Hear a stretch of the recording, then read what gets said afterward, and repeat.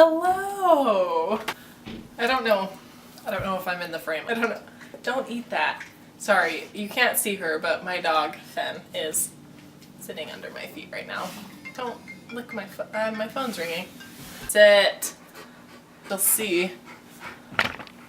Oh, geez. Okay, round 4. I decided to do this video today. Hopefully this will end up on the internet. Not sure how this is gonna go, but ironically, out of laziness, I decided to do a video with this blog post because I didn't really know how to explain how to decorate these cookies in words, and so I decided not to try and just show you. So hopefully that all works out.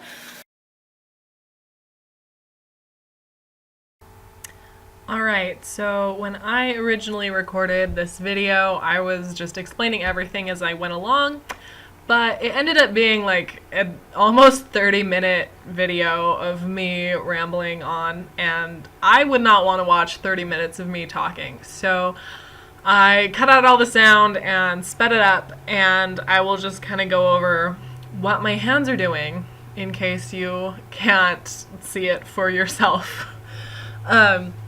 Right here, not complicated. I'm just piping an outline onto the edge of a baked and cooled cookie. They do need to be cooled. And literally just doing a squiggly line along the outside, or the outline, trying to keep it out of the little holes that are there to, eventually put string into. And once you have it all filled in, I'm showing right there that it does pool over pretty easily if you're excessive with icing like I am. No worries though, because no one's really gonna see the top of it if you are stringing it in a garland.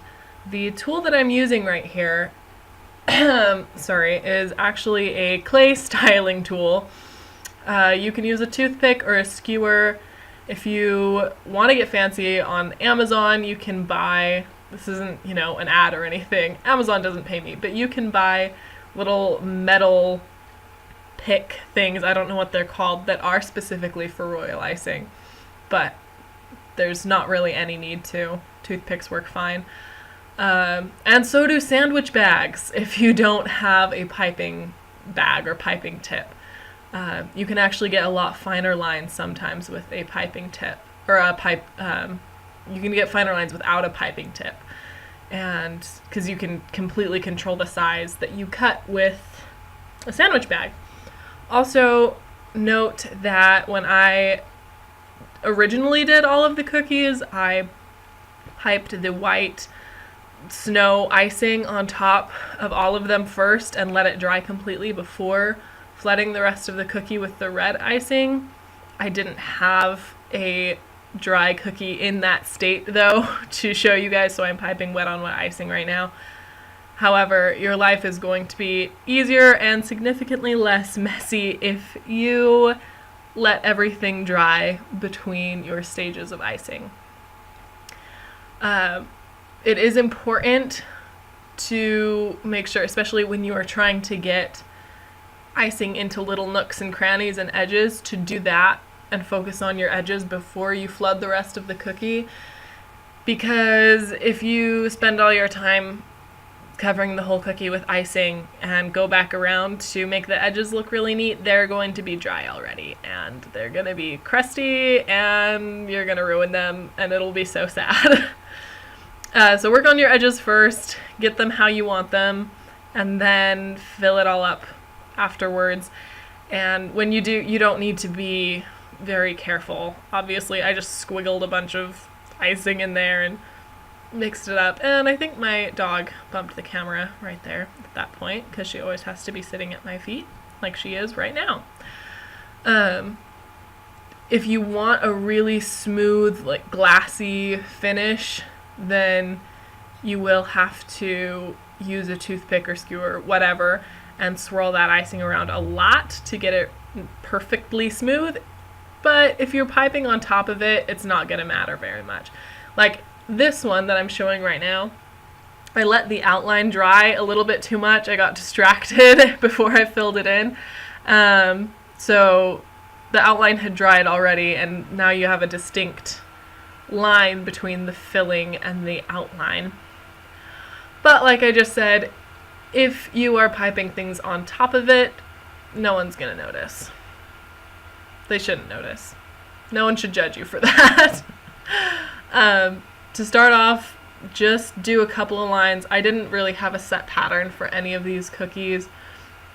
I just started with a couple random horizontal lines, as few as 1 or 2 on some of the cookies, and as many as 10.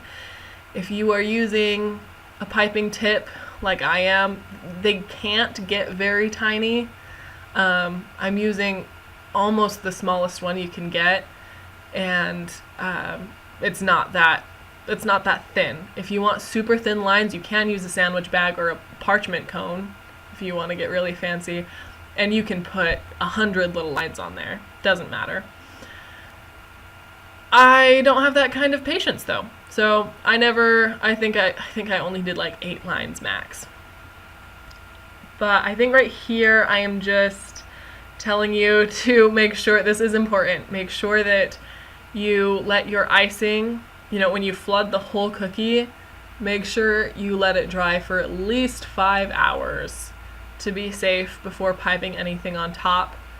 After a few minutes, it will start to look pretty dry, and you'll be tempted to start decorating on top of that, but don't do it. Do not be tempted, especially if you're going to spend a lot of time creating a really nice design.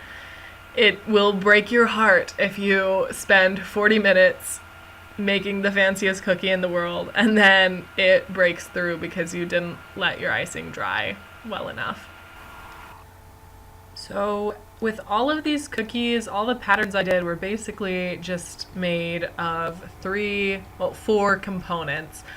The first one being horizontal lines, the second one being dots, the third one being triangles, and the fourth one being these little diamonds that I'm about to show you. Mixed all together in different designs creates the cookies that I have. But these little diamonds, I guess it's a kind of a Scandinavian sweatery pattern. That's what it reminds me of. I don't know. But, my camera died here while I was showing you how to do the first one. So, sorry you missed that, but I will show you how to do it on the other side. You literally just start with 4 dots. If you're worried about icing drying too quickly, you can work with 1 or 2 at a time and make each little diamond individually. I have found when I have tried to do that though, that I make it a really funky shape and either make it too big or too small, and the other ones have to compensate for the weird size, and it ends up looking weird. But if you work with all 4 of them at the same time, moving quickly, doing, one little thing to each one, moving from one to the next, not only does it help you get a kind of even pattern, but it also keeps the icing from drying out and getting hard and crunchy. If you're continually messing with it and touching it, then it won't form, like a hard skin on top. So all I do is drag out a little bit. You don't want too much. Drag out just enough of the icing to create a point, and do that to all 4 corners and kind of fill in the sides. If you just drag out a point, it'll and not fill in the sides, it'll be more of a star than a diamond, and that can look cool too if that's what you want. I think I do that a little bit later.